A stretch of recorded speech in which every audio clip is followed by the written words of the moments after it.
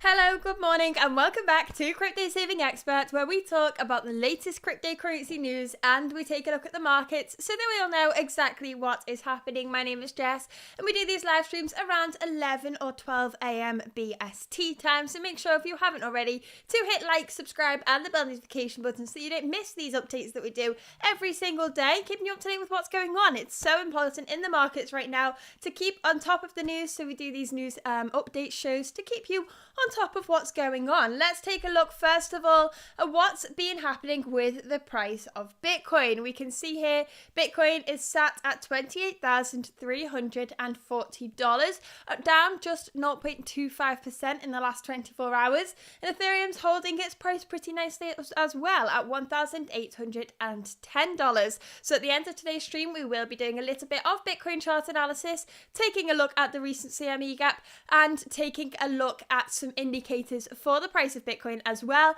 But first of all, we need to take a look at the cryptocurrency news and see what is happening. So first of all, we have some talks about central bank digital currencies. Now, a lot of people within cryptocurrencies fear what could happen with central bank digital currencies and how it could change how we use our money. But we have had a discussion over the weekend where we've heard the Bank of England discuss what will happen to crypto in a world of central bank digital currencies. So they have said that it would allow us to transition quickly between crypto digital assets and the traditional fiat currencies digital arm, essentially. So we can see here they said, I think it could be really powerful in a world of stablecoins and other digital forms of money to have a central bank digital currency that can be a bridging asset between all these different forms of money. So they are saying that they have an envision of flourishing economic environment in which CBDCs interact with a range of digital assets such as Bitcoin and stablecoins. Now, in my eyes, this would be a pretty ideal situation. In realistic terms, do I think this can happen? I am not convinced just yet. So the fact that we have central bank digital currencies is concerning a lot of people that have done their research into them, because there are many fears that this is programmable money and it can be programmed however the governments wish. Some people even go as far as saying they could put an expiration date on our money. You could get paid on the 30th and you have to spend that by the 30th of the next month.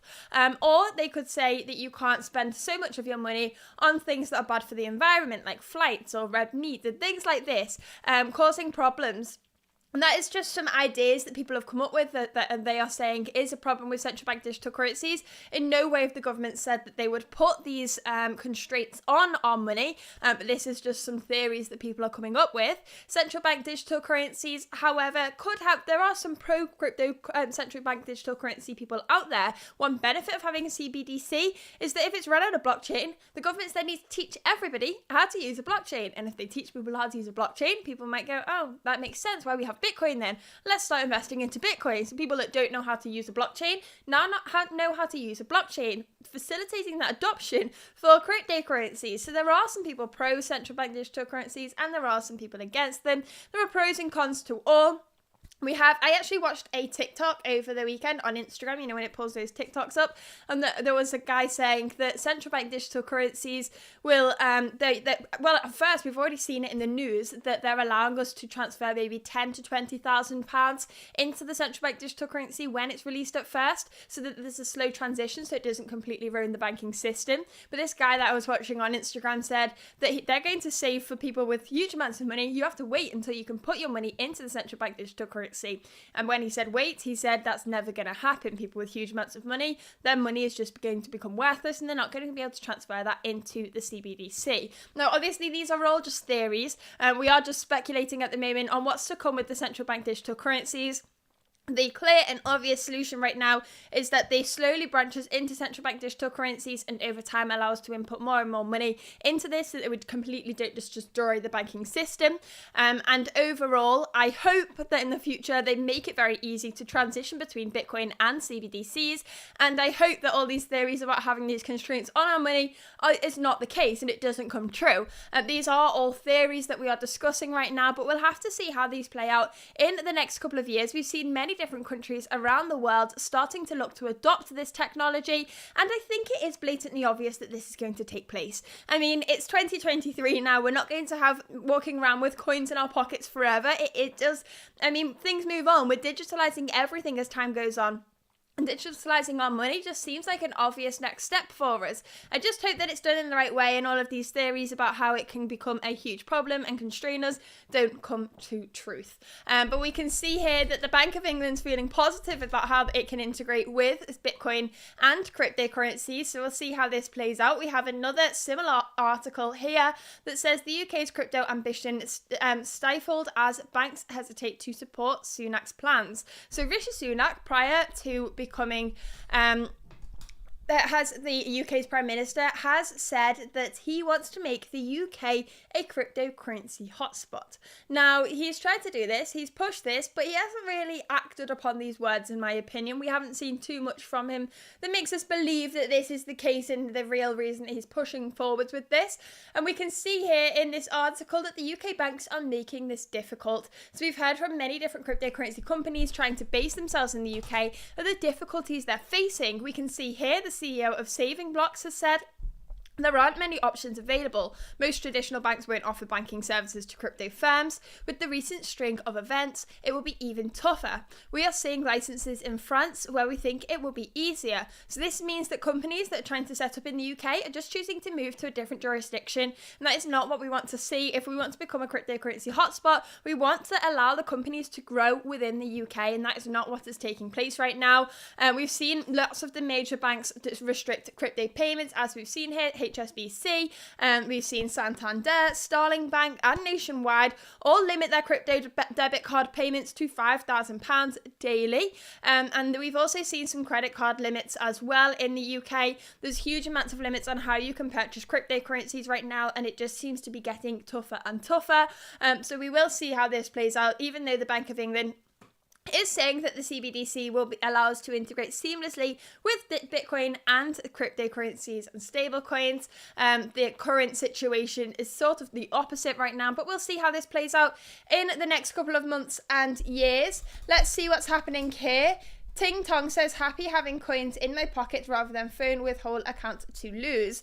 True, but I just don't think that these coins are something that we're going to see in the modern day. We're digitalizing everything, and as time goes on, the money is just going to go online. As always, we are expecting this. We are expecting a central bank digital currency incredibly soon, and we've seen this all over the world now. Let's take a look at the next article and see what's happening here. But before we do, please don't forget to like and subscribe and press the bell notification button so that you don't miss the latest and best cryptocurrency news show. We do these live streams every single day at 11 to 12 BST time in the morning, so make sure to tune in. Let's see how many likes we're currently on today's stream. We've got 7 likes. Come on, we can do better than this. Please make sure to like today's stream. And we currently have 2,806 subscribers. Let's set a goal this week of getting to 2,850. 44 for the week. That's not too tough of a challenge. Please make sure to like and subscribe if you haven't already. Let's continue with the news now and see what's going on here. We have the US Department of Justice. Let me clear this. The US Department of Justice sold 9.8 thousand Bitcoin linked to Silk Road in mid-March and plans to sell another 41.5 thousand Bitcoin. So we can see here the US government sold these.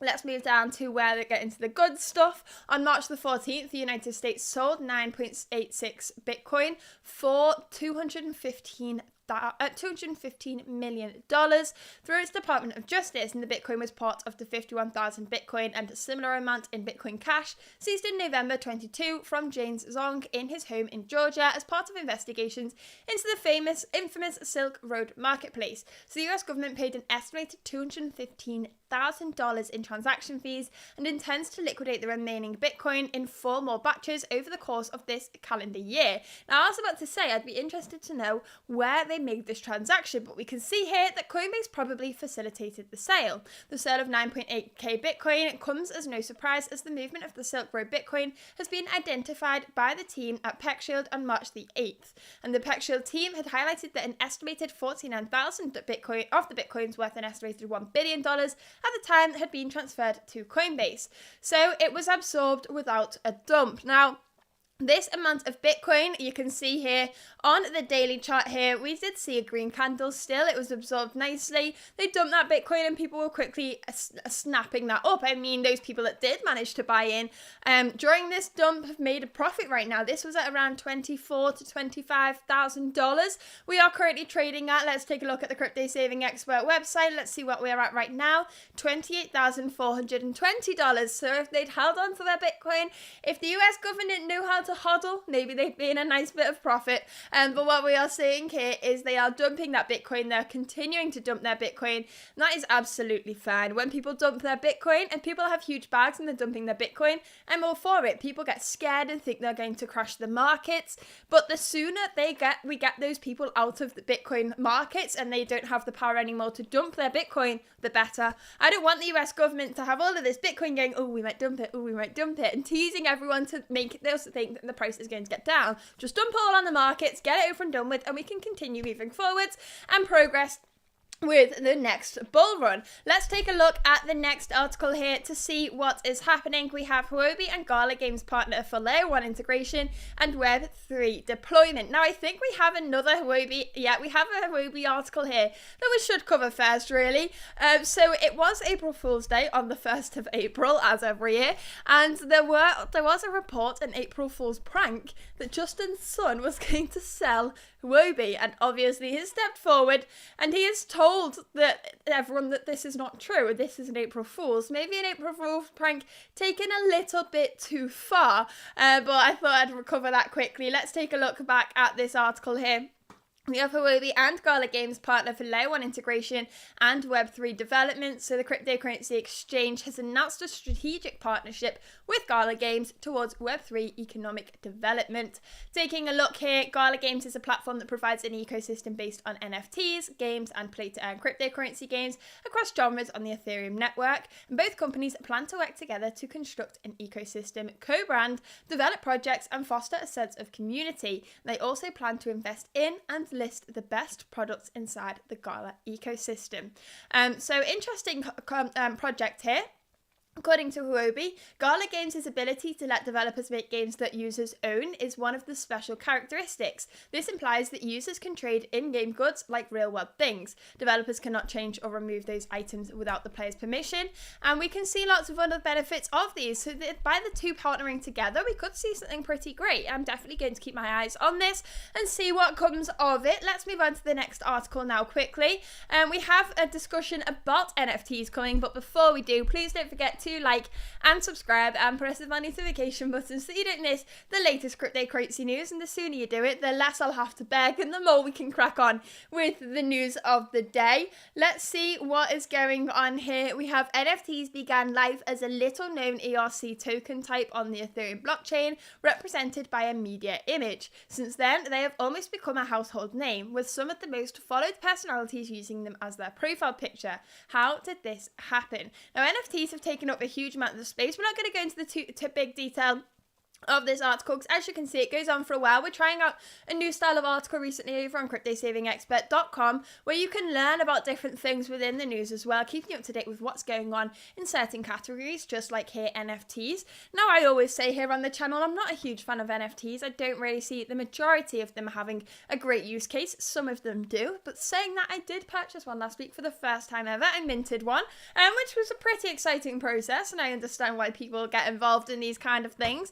Hopefully the floor price rises over the next couple of months for me, but we'll see how that goes. We can see here people have been using the NFTs for their profile pictures, different things within the cryptocurrency space over the last couple of years. One thing I would say about NFTs is, although I don't really like them and I don't see many of them having a proper use case, is that they drive adoption massively in cryptocurrency. So we see NFTs being used in Web 2 and then people want to get involved. For example, we can use NFTs for our Twitter profile pictures. This means people that aren't in Web 3 see these and they want to get that hexagon border around their profile picture developer. So they do their research and try and find out how they can operate with the blockchain to make that possible. We also have projects like Reddit. Now, Reddit obviously is this online forum, and they started selling digital collectibles. And to buy these digital collectibles, you could even do it as simply as using Apple Pay or use like a direct debit, just like you make a normal online transaction. But then people were coming to sell these collectibles, and they realized they'd actually been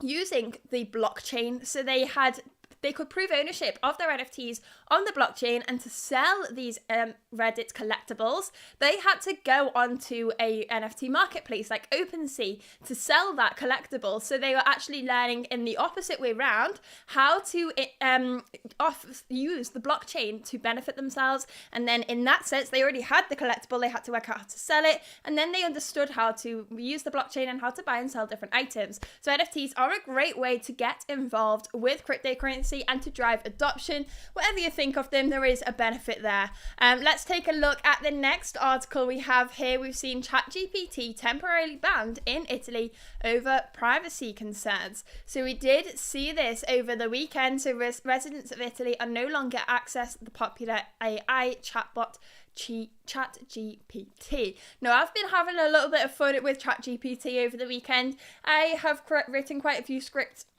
in PoundScript over on TradingView, so you can create your own indicators on TradingView. And then I thought to myself, why not try and do this with ChatGPT, see if it speeds up the process at all. There are a few issues when you use it. I mean, my code didn't run smoothly about 50% of the time when I was initially copying it over. But if you already know a coding language and you're trying to write a new script or a new piece of code, using ChatGPT to have a basis, it does save a little bit of time. But it also means that you have to like read through. You don't really have your head around it as much as if you've written it from scratch yourself. So it is beneficial to save time on a small task, but overall, I wasn't as impressed as I thought I was going to be when I actually wanted to use it. I've used it before, I've tested it before, I've asked it some stupid questions and seen what it's come back with, but actually trying to use it in an actual task, it wasn't what it's all turned out to be, I thought. But we'll see how it turns out. They are improving it day to day. We can see here, though, that residents of Italy can no longer access the popular AI ChatGPT. The interface was taken offline in Italy by its parent company OpenAI after the country's Data Protection Authority temporarily banned it on Friday. And the move is part of investigations on whether the popular AI chatbot violated Italy's privacy rules, primarily those governing personal data protection. So we can see here that a spokesperson of OpenAI has said in a statement, "We have disabled ChatGPT for users in Italy at the request of the Italian garant, who we are committed to protecting people's privacy, and we believe we comply with GDPR and other privacy laws." So we did see that ChatGPT suffered a data breach on March the 20th, and the incident exposed the personal information of about 1.2% of their Plus subscribers. And we did see another announcement by OpenAI team that said, in the hours before we took ChatGPT offline on Monday, it was possible for some users to see another active user's first and last name, email address, payment address, the first 4 digits only of a credit card number, and credit card expiration date. Full credit card numbers were not exposed at any time. And so a lot of information has been exposed there.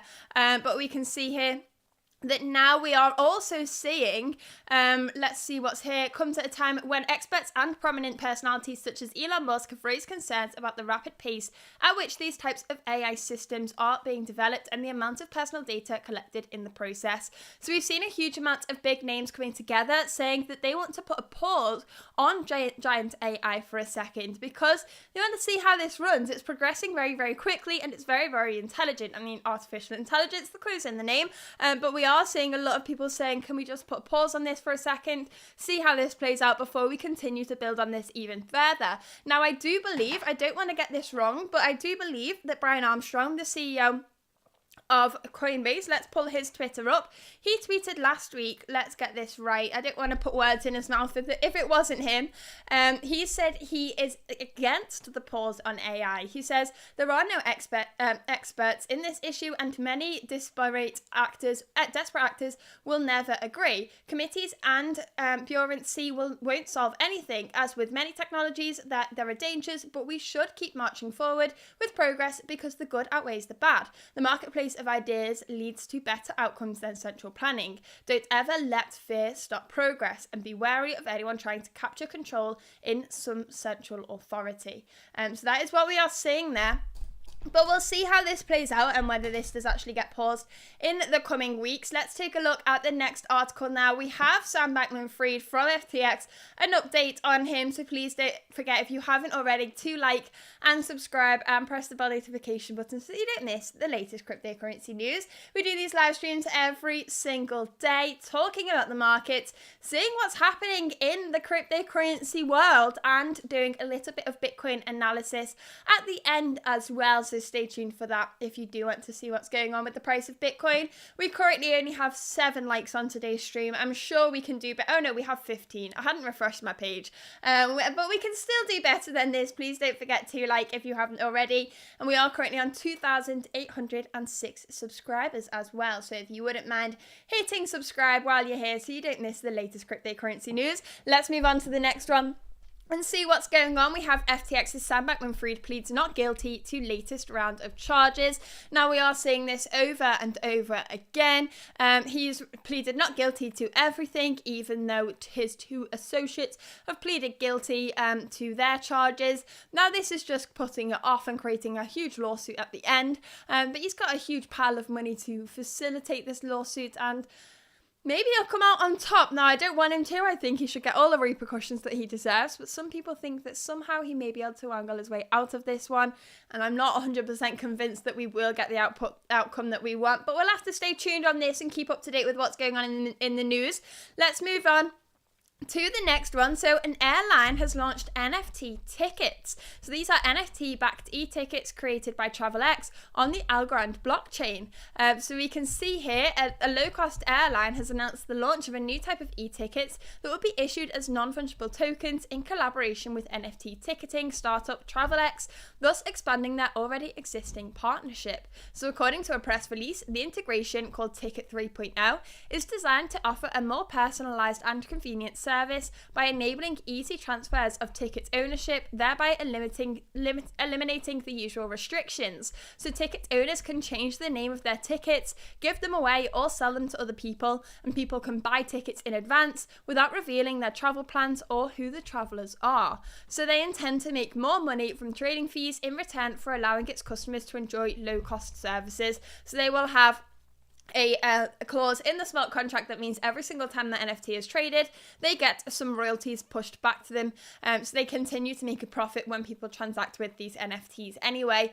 So we can see here, commenting on the launch, the CEO of Fly Bondi said, "With Ticket 3.0, our passengers will have greater flexibility and control over their trips because they will be able to transfer, rename, or give away their tickets in a simple and autonomous way." So very interesting thing here. This is the kind of NFT I like to see. This is what the NFT space is lacking right now. We've seen NFTs, we've seen the creation of NFTs, we all understand how they all work, but we haven't really seen NFTs be created that have a real utility, a real use case. I know we have GameFi, where we have integrated gaming NFTs into Web3 games, and I think that's brilliant, but I just don't think we're seeing the adoption that it deserves. So I'm looking elsewhere, and I'm seeing that the NFT space still doesn't really get out of the Web3 zone. It's NFTs, they may attract people into the space because of what they look and what they hear about them, but the actual use case of NFTs is all contained within Web3, and we don't see that adoption elsewhere. So having these NFTs with real world use cases that people will actually take advantage of is something that I am fully on board with, and we can actually see the real use case come from NFTs rather than just having pictures of animals. Let's move on to the next article now and see what's happening. I don't want to slay NFTs too much in case we've got some super fans of NFTs in the live stream. Please don't forget though, if you haven't already, to like and subscribe and press the bell notification button so that you don't miss the latest cryptocurrency news. We have Web3 space race. Lunacrush is sending 62 Bitcoin to the moon. Now we can see here they are hosting an interplanetary treasure hunt to inspire the next generation of space explorers. The treasure, named Nakamoto_1, will be a metal plate engraved with the private key to a digital wallet containing 62 Bitcoins and ordinal NFTs. So the plate will be fixed to a mobile autonomous prospecting platform A rover built by the space vehicle company Lunar Outpost, and a SpaceX rocket carrying the MAPP rover is scheduled to launch in Q4 this year, but the exact date is being kept under wraps for security purposes. So what we are seeing here is they're actually sending Bitcoin to the moon. It all sounds great, but it is just they're sending a piece of paper, well, not a piece of paper, a metal plate engraved with a private key up to the moon, and it may inspire the next generation of space explorers. That could be a key way to get involved. Anybody that realizes what the price of 62 Bitcoin is in 20 years time may be very, very inspired to go to the moon and get access to that Bitcoin. And we'll see how this plays out in the next couple of weeks. Let's move on to the next one. We want some big news here. Hardware wallet provider Ledger raises $109 million amid demands for self-custody solutions. So since FTX collapsed in November 2022, people have lost a huge amount of trust in centralized exchanges, and they're looking for alternatives. And alternatives that we have are decentralized. We have software wallets, we have hardware wallets, and picking one that's right for you is really important, but using a centralized exchange is somewhere where you can lose access to all of your funds very, very easily. So people are looking for self-custody solutions, and Ledger is one of the most popular ones out there, if not the most popular one out there. So they have seen a huge amount of demand since FTX, and since people have understood a little bit more the importance of having custody of your own funds. And if it's not your keys, it's not your crypto. Let's move on to the next article here. We have crypto exchange Bittrex to cease US operations. So they're leaving US following several regulatory actions against local crypto exchanges. We've seen the US make it incredibly difficult for centralized exchanges to be around in the jurisdiction right now, and we've heard today, this wasn't today, this was 17 hours ago, yesterday, that he has said, today is a bittersweet day. This month we turned 9 years old, and while I am excited and proud that we've come this far, I am also very sad. Today, Bittrex is beginning the process of winding down its US operations. So if the US continue to make their regulations unclear and make it really hard for cryptocurrency companies to be within the space, we will continue to see more cryptocurrency companies leaving the US and moving to countries where they are allowed to grow and their regulations don't stifle growth. So this is the fears that we're seeing here right now, and the US is a huge percentage of the market within cryptocurrency, so this isn't a positive thing for the whole cryptocurrency market. Let's move on to the next one here. We have finished Q1 for the year of 2023. It is now the 3rd of April. We've moved for the last day of March, marked the end of Q1. We've seen some nice updates from this. We've seen the price of Bitcoin soar. We've seen the price of Ethereum soar. We've seen the price of many different low-cap coins perform incredibly, incredibly well. And I am sure that a lot of you have made a huge amount of profits in Q1 2023. It's definitely been one to remember. But we've also seen crypto hackers and scammers steal $450 million in Q1 alone. So this is something we can see here, and we can see here in the last quarter, there was 3 times less than in Q1 2022. So although it's bad, it's actually pretty impressive. 3 times less than in Q1 2022 is much, much better, but we do also have to remember that in Q1 2022, we were in the we just finished my brain's gone blank. The peak of the bull run was November 2021. So January to March 2022. Let's see where we were here. We were still kind of in belief that the bull market was going to continue. We'd gone from around, where were we? Around $46,700 to around $38,000. We were still up at those highs. Many people still did believe that the bull market was going to continue. So we were still in positive grounds when the markets moved down. These hackers are going to see the space as less desirable for a little bit of time. But that's what we've seen here. And of course, the tokens are worth less. But let's move on to the next article here. We've seen a huge amount of news about Arbitrim and their airdrop. Let's take a look at this. The team at Arbitrim have taken to Twitter, attempting to resolve issues surrounding the movement and sale of tokens following the ARB token release. So the team at Arbitrim have been in the spotlight over the weekend following the movement to sale of ARB tokens that took the community by surprise. The team initially tweeted on Sunday to draw attention to the AIP1 vote within the decentralized autonomous organization.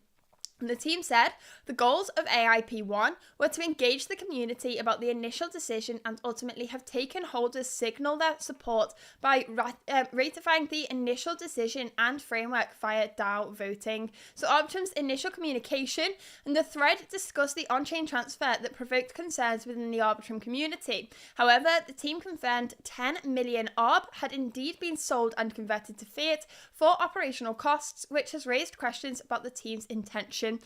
So we can see here, following the first thread on Sunday, the team published another thread in the late hours of Sunday night with their own words. We want to clarify why 10 million Arbitrim tokens were sold by the Arbitrim Foundation. And the team's second thread outlines the sale. The fact the team put two clarifications out surrounding the sale of the tokens suggests the scale of the community's outrage. The team stated the funds generated by the 10 million of the ARB tokens sold into fiat will fund pre-existing contracts and pay for near-term operation costs. But the Arbitrim team appears to be pleading with the community that they weren't dumping tokens on the market, but needed funds for runway and development costs.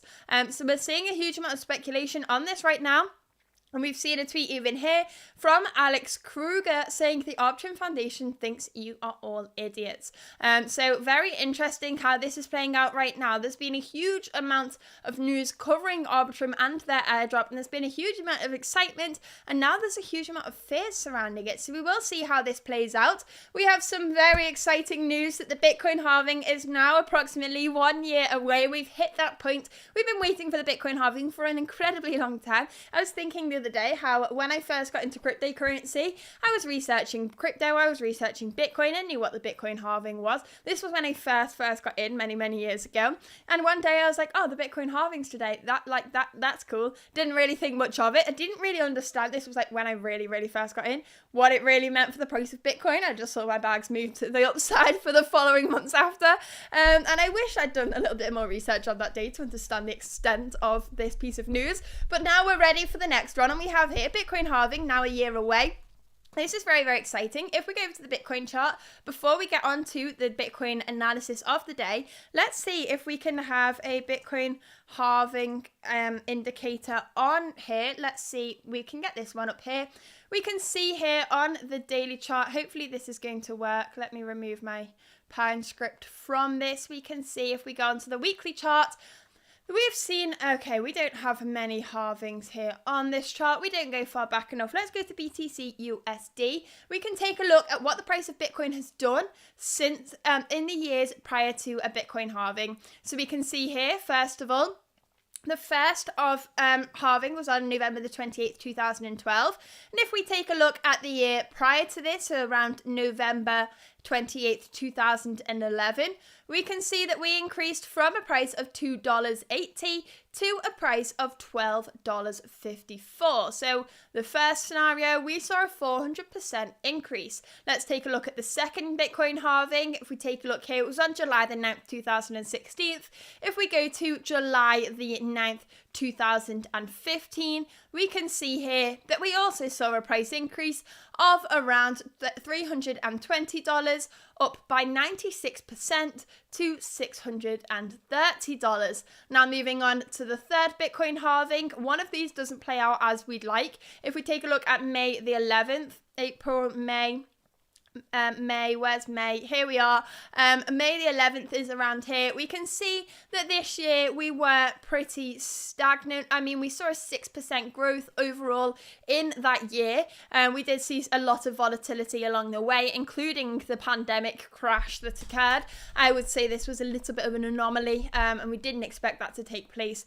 And every single financial market was massively affected. And we are now planning to see the next Bitcoin halving in around March, April 1st, 2024. So from what my analysis tells me so far, we're pretty likely, I mean, nothing is financial advice, but when we have a year to go before the Bitcoin halving, other than this pandemic that caused us to skew this data slightly, we could see a pretty nice move to the upside within the next year. And this is making me feel pretty confident about what is to come within cryptocurrency within the next year. So definitely stay tuned. And if you haven't already, please don't forget to like and subscribe and press the bell notification button so that you don't miss the latest cryptocurrency news. Let's take a look now at, first of all, the TikTok. We've been posting on TikTok since Monday, and we've already gained 483 followers. So if you haven't already, please make sure to go over to us on TikTok at Crypto Saving Expert. Let me get this off. Crypto Saving Expert. Hit us with a follow and you can see what's going on in the news really quickly on these 30-second snippets of what's going on with the markets. You can see here a TikTok we posted yesterday. It's only got 42.5 thousand views. The reach you get on TikTok is absolutely crazy. Let's now finish up the news with this article that we've posted over on Instagram at Crypto Saving Expert here as well. We have Elon Musk and his lawyers have asked the United States judge in charge of his $258 billion lawsuit filed by Dogecoin investors to dismiss the case, calling it a fanciful work of fiction. So the investors who took Musk to court alleged that he ran a pyramid scheme that pumped Dogecoin's price more than 36,000% over 2 years and then let it crash. So we are seeing here that he wants to dismiss this. He thinks it's an absolute joke. I mean, the way that Elon Musk affected the price of Dogecoin was insane. There was a point in time that I had Elon Musk's tweet notifications on, and every single time he tweeted, I'd say it was about Doge, slap a 10x leverage trade on Doge, and then 5 minutes later close the trade, and every single time I was in profit. He could quickly change the price of Dogecoin so quickly, and it did massively affect the markets. He can't say he didn't impact the price of the asset. He definitely did. His market cap was low enough that his tweets had a massive effect on the price, and we are now seeing this play out because people want to take him to court, and whether they should be doing that or not, I don't know, because I mean, everything you are doing is your own decision. Nothing is financial advice here. You do make your own decisions. You're the ones pressing the buttons. But here we are.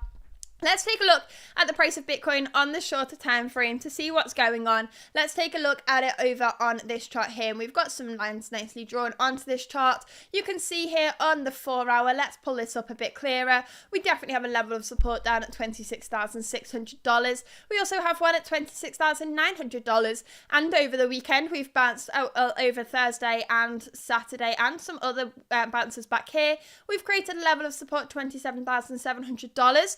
We do have a level of resistance up at $28,600, I would say, and one up at $29,200. So that's what we're looking at in terms of supports and resistances on the price chart of Bitcoin right now. We should also take a look at the CME gap to see what's going on over there, since we haven't taken a look at that yet, and it is Monday morning, the day of the CME gap. So let's see how that's played out, and if we've already closed it for the day. In fact, we can just use this chart. The Wi-Fi is not holding up.